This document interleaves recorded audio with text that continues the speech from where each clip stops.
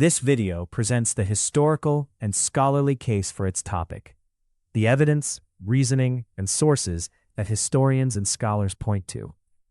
These are matters of historical inquiry where serious scholars can and do disagree.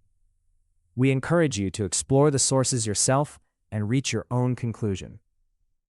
In the archaeological discovery of the Dead Sea Scrolls, found in the mid-20th century near the shores of the Dead Sea, we encounter a remarkable set of texts that shed light on the accuracy of the Old Testament's transmission over centuries.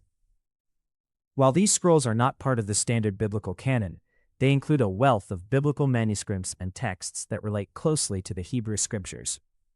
Dating back to between 150 BCE and 70 CE, the scrolls were preserved in the arid climate of the region, tucked within caves near Qumran.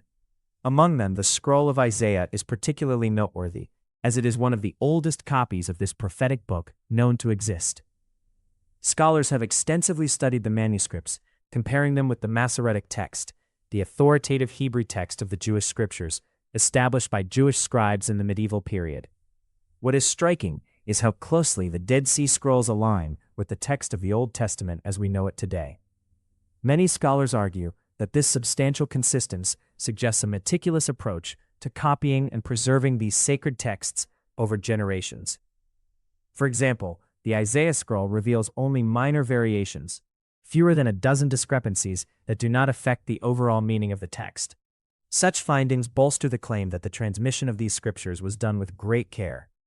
The significance of the Dead Sea Scrolls lies not just in what they reveal about the accuracy of biblical texts, but also in their broader implications for our understanding of continuity in religious thought. The scrolls contain not only biblical books, but also sectarian writings reflecting the diverse beliefs and practices that existed during the Second Temple period. This suggests a dynamic spiritual landscape where ideas and interpretations were actively engaging and evolving. Reflecting on this, one might consider how the preservation of these texts informs our understanding of spiritual discipline and community identity. The care taken in their copying can be seen as a form of dedication, not merely to the words themselves, but to the ideas they conveyed about morality, judgment, and restoration within the community. Many scholars conclude that this meticulous preservation was in part a communal effort to maintain a sense of identity and continuity amidst the tumult of their historical context.